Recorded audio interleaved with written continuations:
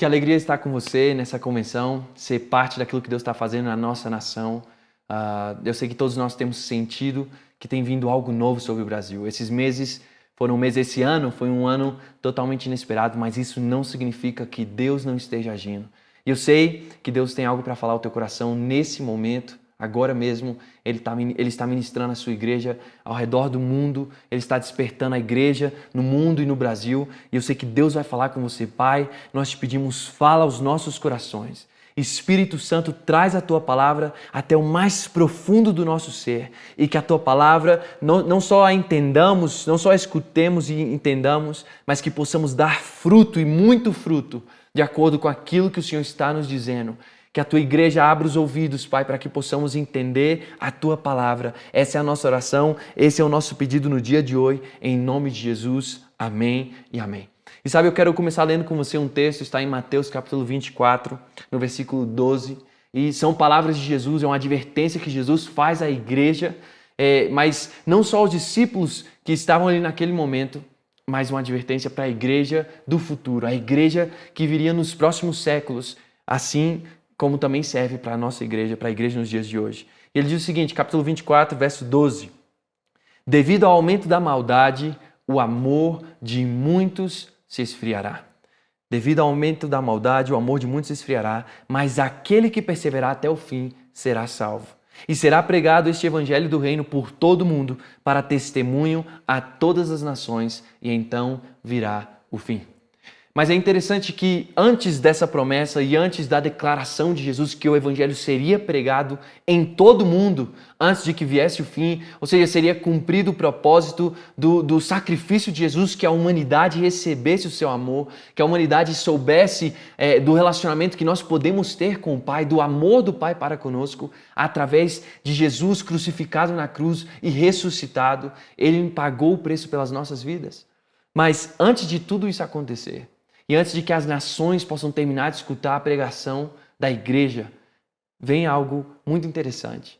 E ele começa com o versículo 12, alguns versículos anteriores em que ele fala sobre as perseguições que nós enfrentaríamos, isso e aquilo. E no final de tudo ele resume da seguinte maneira: devido ao aumento da maldade, o amor de muitos esfriará.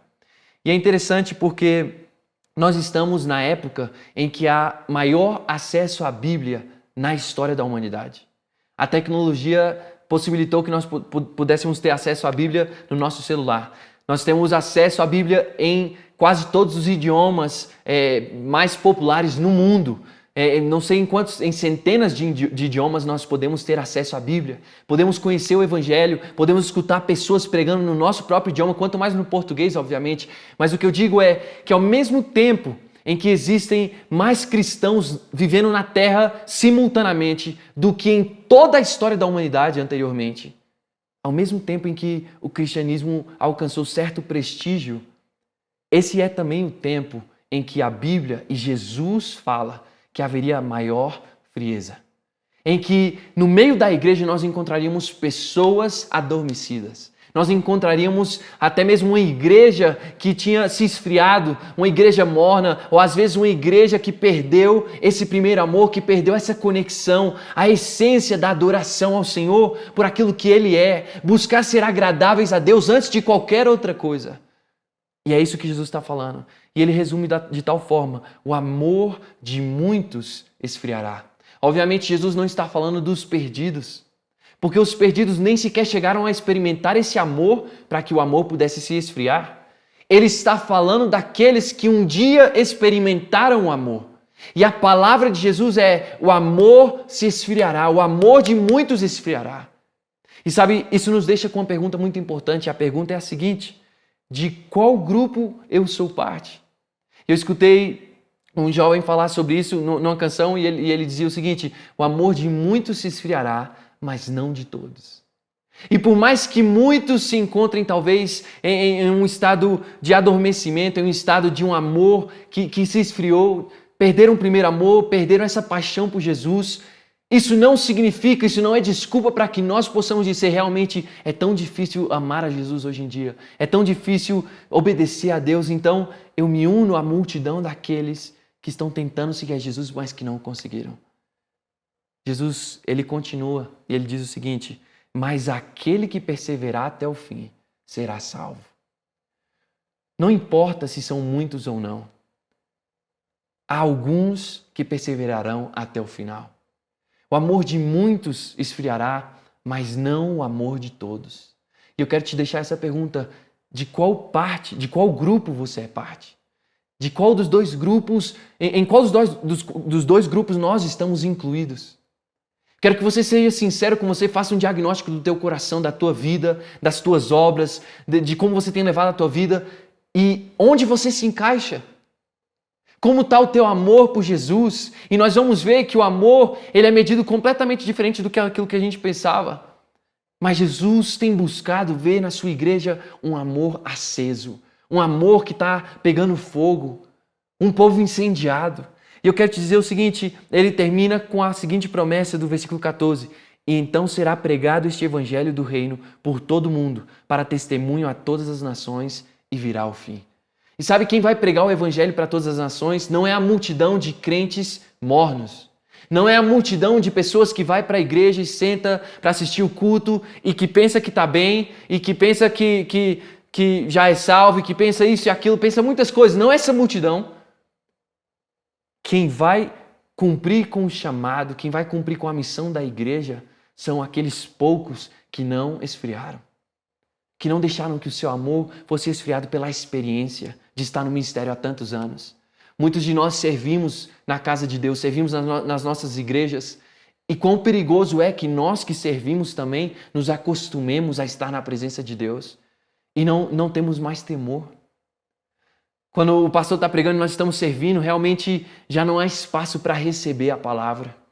Não há espaço para ser ensinado, para ser corrigido, para deixar um espacinho para que o Espírito Santo possa falar conosco. E sabe, isso é muito perigoso, porque a igreja nunca pode deixar que o fogo apague. E o Espírito Santo, ele tem despertado a igreja. Eu sei que no meio dessa quarentena houve diversos momentos diferentes em que nós nos sentimos bem, em alguns outros momentos não tão bem, veio um desespero em situações específicas, mas o que eu vejo é que o Espírito Santo tem despertado a igreja. Como na parábola das 10 virgens, há um momento em que uma voz, à meia-noite, quando metade das virgens, ou digamos assim, metade da igreja tinha dormido, uma voz vem clamando à meia-noite. Perdão, todas na igreja tinham dormido, até as sábias e as insensatas. E vem uma voz à meia-noite que clama e grita. E essa voz diz: despertem porque o noivo está chegando. Eu sei que Deus tem feito isso na igreja nesse tempo. Deus tem usado a quarentena, usou todo esse desespero para fazer com que nos dessemos conta, para que percebêssemos como estávamos vivendo as nossas vidas. E muitas pessoas falavam que não tinham tempo para orar, não tinham tempo para ler a Bíblia. E quando veio a quarentena, nós percebemos que na verdade o problema era o nosso caráter, não a falta de tempo. A falta de amor, não a falta de tempo. A falta de desejo de conhecer a Jesus, não a falta de tempo. E sabe, aqueles que não deixarem que o amor esfrie, eles vão ser usados por Deus nesse tempo. Quão importante é entender o convite que Jesus faz à sua igreja. E eu quero te dizer o seguinte, em Apocalipse capítulo 2, isso se conecta completamente com essa frase de Jesus. Jesus está falando sobre o final dos tempos, Jesus está falando sobre o amor de muitos, como se esfriaria. E então vem Apocalipse capítulo 2, e é a primeira das 7 cartas que Jesus escreve para a igreja. Haviam 7 igrejas na Ásia Menor, e Jesus manda através de João uma carta para os anjos dessas 7 igrejas. E é algo sobrenatural, algo tão profundo. E eu sei que nós já escutamos, mas eu quero te pedir, leia comigo uma vez mais aquilo que Jesus diz à igreja. E ele diz o seguinte, ele começa Apocalipse capítulo 2, versículo 2. Jesus diz: conheça as suas obras, o seu trabalho árduo e a sua perseverança. Sei que você não pode tolerar homens maus, que pôs à prova os que dizem ser apóstolos, mas não eram, e descobriu que eles eram impostores. Você tem perseverado e suportado sofrimentos por causa do meu nome, e não tem desfalecido. Contra você, porém, tenho isto: abandonaste o primeiro amor. Você abandonou o primeiro amor. E ele diz o seguinte: lembre-se de onde caiu, arrependa-se e pratique as obras que você praticava no princípio. Pratique outra vez as primeiras obras, diz outra tradução. E se não se arrepender, virei a você e tirarei o seu candelabro do lugar dele. O que significa? No capítulo 1 tem a explicação de que candelabro aqui significa igreja. E ele fala, se você não se arrepender, eu vou tirar a igreja do lugar em que eu coloquei ela. Mas há uma coisa a seu favor. Você odeia as práticas dos nicolaítas, como eu também as odeio. Aquele que tem ouvidos, ouça o que o Espírito diz às igrejas. Ao vencedor darei o direito de comer da árvore da vida, que está no paraíso de Deus. Agora, a primeira coisa que chama a minha atenção nesse texto é o seguinte: Jesus conhece o estado da sua igreja. Jesus, ele se encontra à destra do Pai. Jesus não está corporeamente, fisicamente aqui hoje. Ele veio, ele habitou como homem, ele já não habita como homem. Mas isso não significa que Jesus não conheça a sua igreja. A própria Bíblia, na parábola das 10 virgens, também fala que Jesus, o noivo, ele está vindo. E a palavra também fala que Jesus só não veio porque ele ainda não pode, ele está sendo impedido porque ainda não se cumpriram as promessas dos finais dos tempos. E o que isso significa é que Jesus ama a sua igreja. Jesus está em contato contínuo com a sua igreja através do Espírito Santo, através dos ministérios. E Jesus está falando, mas ele conhece o estado da sua igreja.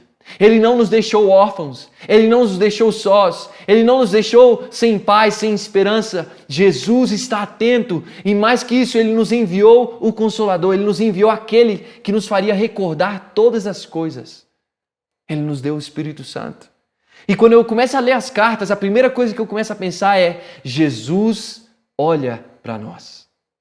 Em outro texto aqui de Apocalipse, Jesus começa a falar de como os anjos das igrejas, que podem ser entendidos como os pastores das igrejas, e as igrejas estão à sua destra. Ele está à destra do Pai e a igreja está à destra de Jesus. Jesus cuida da sua igreja. E pensar que nós temos passado por dificuldades e por tribulações não significa que Jesus não esteja conosco. E sabe, no meio disso tudo, saber que Jesus está conosco também quer dizer que Ele nos corrige nos momentos necessários. Assim como Ele nos desperta nos momentos necessários, Ele também nos corrige nos momentos necessários. Assim como Ele celebra conosco em alguns momentos, Ele também separa alguns momentos para corrigir a igreja e para trazer-nos de novo para o rumo correto. Então Ele começa a falar o seguinte, no versículo 2 Ele fala: eu conheço as tuas obras. Você tem perseverado, suportado sofrimentos por causa do meu nome e não desfaleceu. Você não desfaleceu. Mas eu tenho uma coisa contra você. Abandonaste o primeiro amor. Olha que interessante. Ele fala: eu conheço as suas obras, mas você abandonou o primeiro amor. E Jesus nos dá a ideia do seguinte: mais importante do que ter obras é ter o primeiro amor. Se você tem obras e você não tem o primeiro amor, isso não é o que Jesus está buscando. E Jesus diz: eu conheço as suas obras, são boas obras, você tem pregado, você tem resistido, você não desfaleceu, você continuou até hoje, mas eu tenho uma coisa contra você. Eu conheço as suas obras, mas você abandonou o primeiro amor. E sabe, quando eu começo a pensar em primeiro amor, é realmente algo tão especial. Eu começo a me lembrar das minhas primeiras experiências com Jesus. Eu começo a me lembrar dos primeiros meses, das primeiras semanas, depois que eu realmente recebi um novo nascimento. Depois que eu decidi viver para Jesus. Meus pais são pastores, obviamente, mas houve um momento em que eu decidi seguir a Jesus. Houve um momento em que eu escutei a voz de Deus pela primeira vez. E eu me lembro o que foi sentir esse primeiro amor. O que era sentir quando Deus falava comigo era algo tão que queimava dentro do meu coração, algo tão real, algo tão puro, algo tão genuíno. E quando eu escuto essas palavras de Jesus, eu conheço as suas obras. E talvez ele esteja falando comigo, talvez esteja falando com você, e o que significa é o seguinte: Lau, eu conheço as suas obras, você é pastor, você está pregando hoje, você está fazendo boas coisas, você está fazendo a sua célula, você está convertendo novas pessoas, você está fazendo isso e aquilo, mas eu tenho uma coisa contra você. Você abandonou o primeiro amor. E sabe o que isso significa? Isso significa que nós deixamos aquilo que era mais importante. Porque nós temos duas escolhas. Nós podemos seguir uma religião ou ter um relacionamento com Jesus. E Jesus não está muito preocupado com a primeira coisa. Quando ele veio, ele mudou os estigmas, os preconceitos que existiam na sociedade, que existiam na religião, no judaísmo. Ele mudou completamente e ele estava claramente dizendo: presta atenção, eu quero mais um coração humilhado, como diz a própria palavra, do que sacrifícios, do que regras, do que isso e aquilo. Antes de tudo, eu quero que você tenha um relacionamento comigo. E então Jesus começa a falar desse amor que nós perdemos, e ele fala o seguinte: como que eu sei que vocês perderam o primeiro amor? Porque vocês deixaram de fazer as primeiras obras. E olha que interessante, porque as primeiras obras não são o fim, não são o objetivo. O objetivo é chegar no primeiro amor. O primeiro amor é o fim. Mas como que nós podemos constatar que o primeiro amor está no nosso coração? Através do meio, através daquilo que nos leva para o primeiro amor, que é o seguinte: as primeiras obras.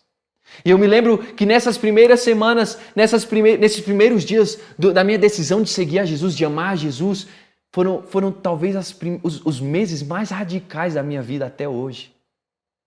Até mesmo hoje, como pastor, olhando para trás, talvez eu reconheça que eu era ainda mais radical naqueles dias, na minha adolescência, do que eu sou hoje.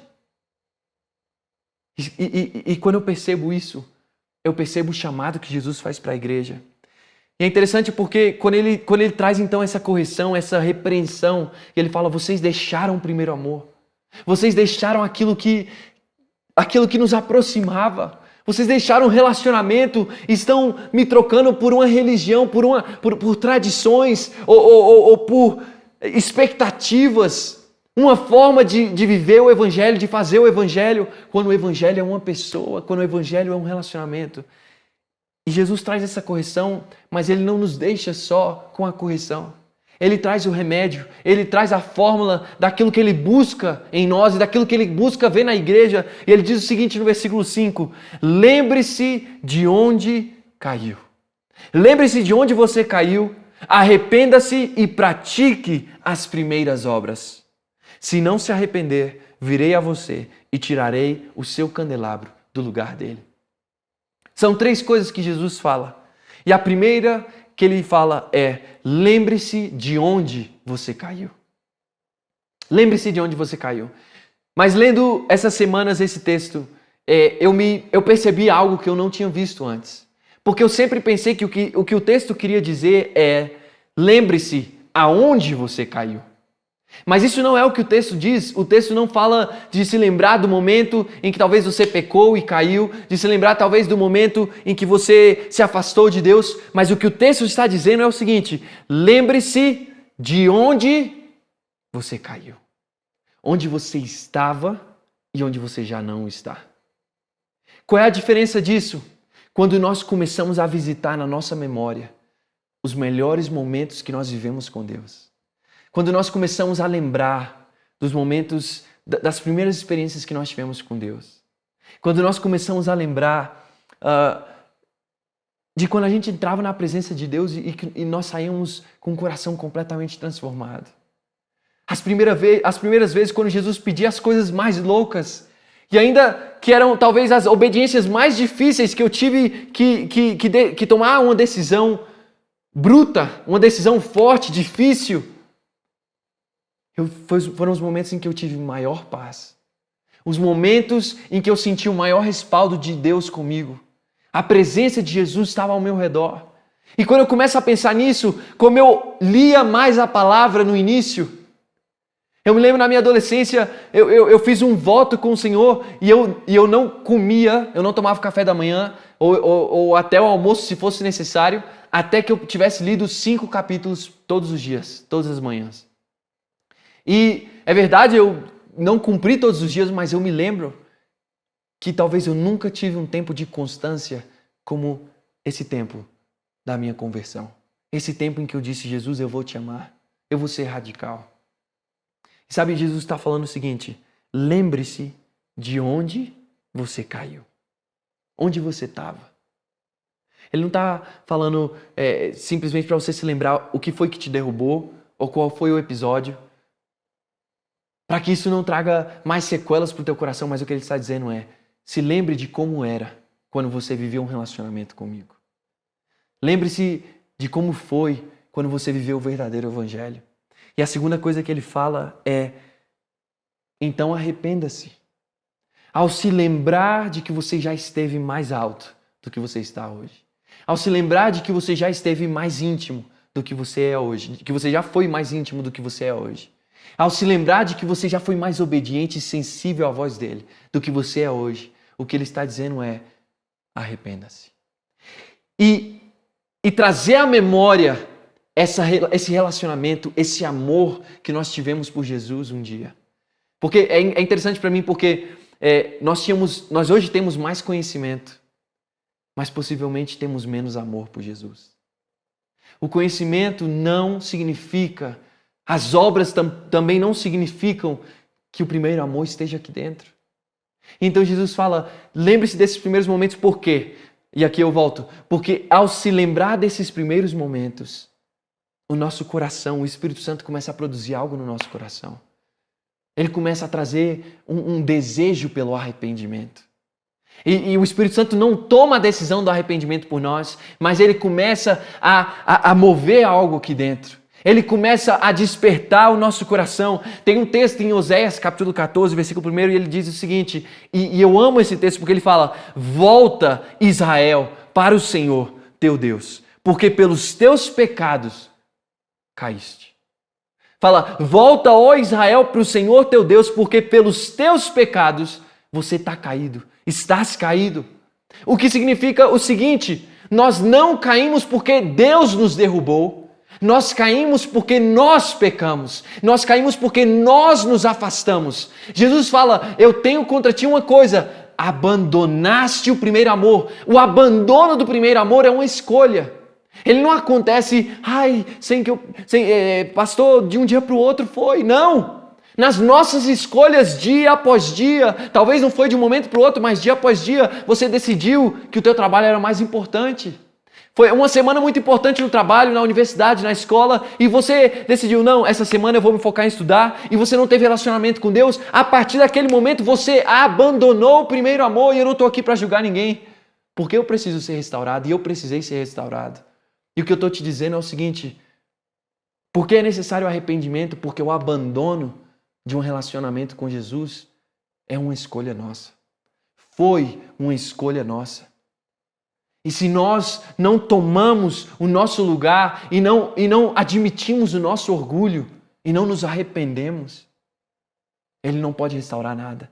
Mas o que eu amo desse texto de Oséias 14 é que ele fala então, volta Israel para o Senhor teu Deus, porque pelos teus pecados caíste. É que ele está dizendo ao mesmo tempo o seguinte, Deus está ainda no mesmo lugar. Ele está falando, volta. Deus não se moveu, quem se moveu fomos nós. E se nós nos arrependemos e voltamos ao mesmo lugar de humilhação, ao mesmo lugar de quebrantamento, você lembra?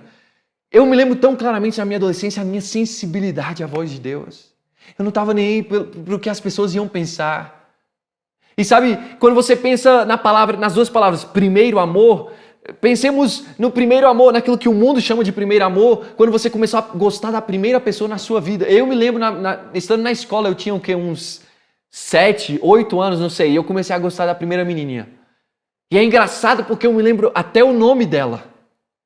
Mas sabe o que o primeiro amor faz? O primeiro amor, ele te leva a agir loucamente. Você nem pensa nas consequências. E de alguma forma, obviamente, eu não sei tudo o que eu sei hoje, estando casado sobre o amor. Agora sim eu conheço o amor.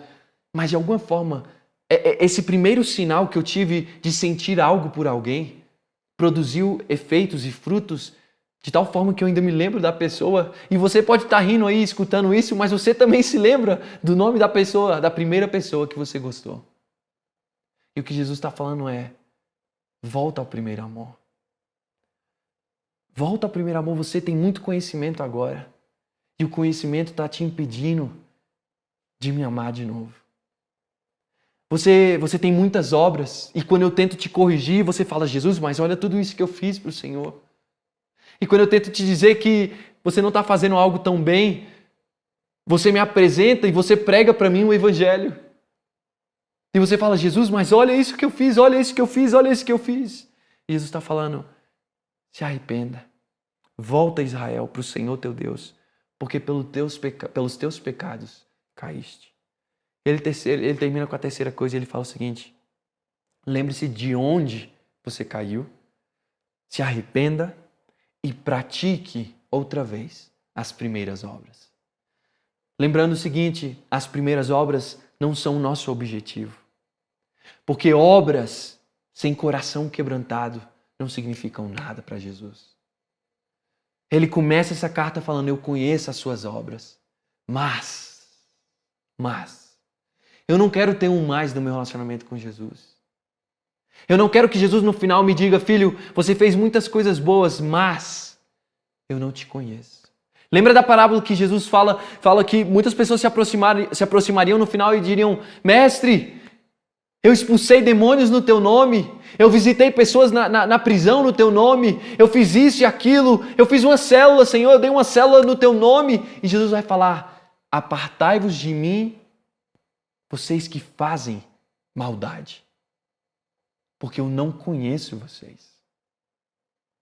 Eu não quero escutar essas palavras. Sabe, eu estou disposto a abrir mão das minhas conquistas, das minhas boas obras, para ter um relacionamento com Jesus de novo, para conhecer a Jesus de novo, para amá-lo de novo.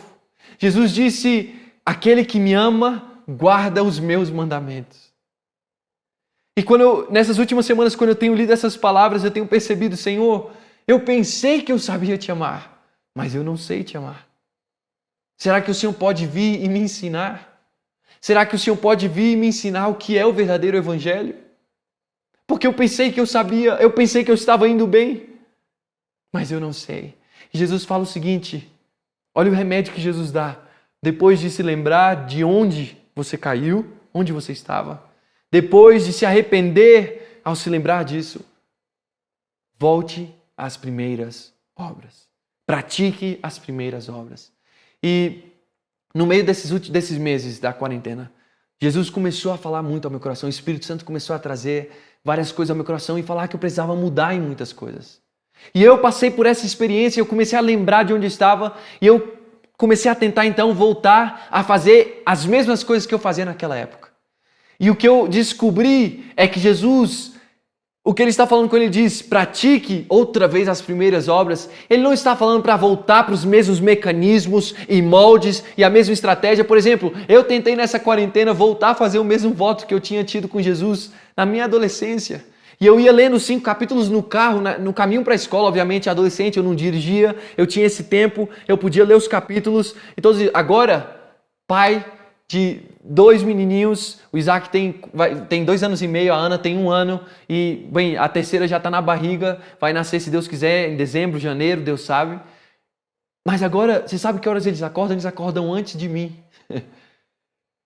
E eu tentei encaixar os mesmos moldes que funcionaram naquela época e tentar voltar da mesma forma e não funcionava, e eu me sentia ainda mais frustrado. Mas o que Jesus está falando não é para nós voltarmos aos mesmos moldes, porque as obras não são o fim, não são o objetivo. As primeiras obras são um meio para chegar ao primeiro amor. O primeiro amor é o nosso objetivo.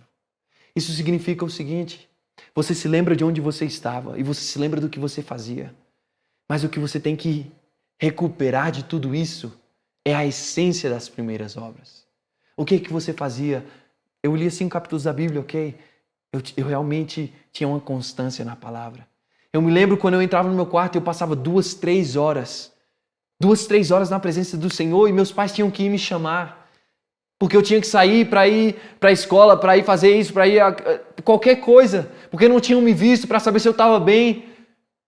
Você está se lembrando aí? Está se lembrando das primeiras obras? Está se lembrando do teu primeiro amor? E como nós sabemos se o primeiro amor está presente? Se as primeiras obras estão presentes. É isso que começa a acontecer em nós. E talvez você fale, pastor, eu já tentei, eu não sei como. E Jesus nos dá a fórmula. Lembre-se de onde você caiu. Isso vai produzir algo dentro do teu coração. E esse é o momento para você se arrepender. Essa é a segunda coisa. E no final de tudo, depois que nós fizermos essa oração aqui, volta a fazer as primeiras obras. E as primeiras obras vão produzir o primeiro amor no teu coração. As primeiras obras vão começar a gerar algo dentro de ti de novo. O mundo espiritual, ele não é místico. Simplesmente as coisas vão acontecer. Às vezes é preciso, antes de receber o primeiro amor, começar a ser radical e a fazer as primeiras obras. E então o primeiro amor vai voltar. Às vezes é por fé que nós nos movemos. E sabe o que eu quero te dizer aqui hoje? É que Jesus está chamando a sua igreja para amá-lo de novo. Para amá-lo. E sabe, talvez nós temos feito muitas coisas. E temos estado nesse contraste entre Marta e Maria. E Jesus está dizendo, uma só coisa eu peço de você. Eu quero te conhecer.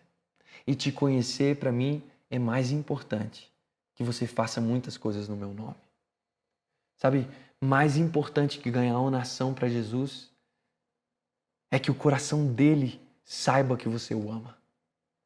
Mais importante, antes de pregar o evangelho para 70 mil pessoas, antes de fazer isso e aquilo e sonhar com aquele grande dia em que eu vou cumprir o propósito de Deus quando eu pregar para uma multidão, isso não é cumprir o propósito de Deus. Isso é parte do propósito de Deus.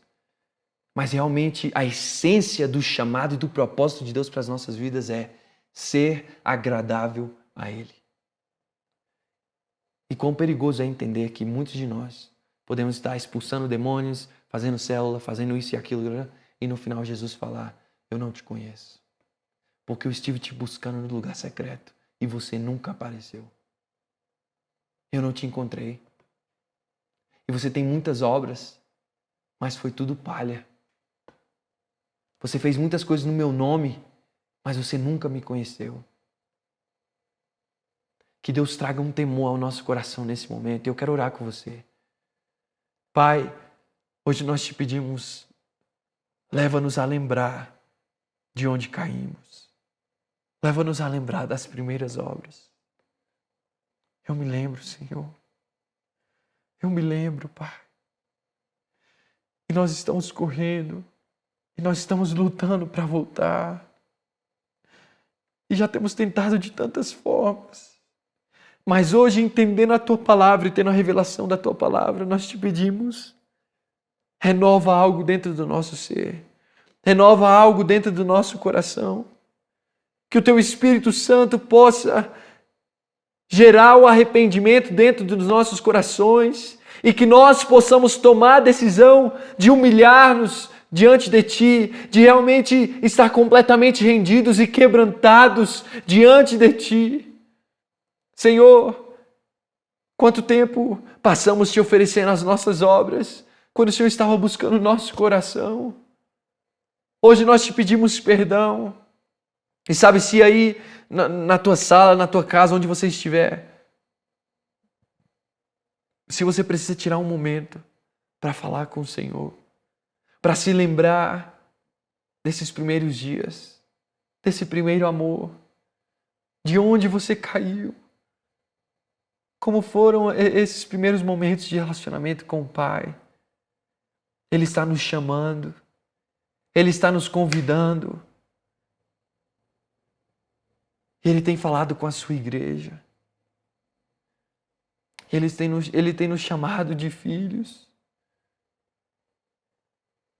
Ele tem esperado o amor, que o amor seja gerado outra vez nos nossos corações.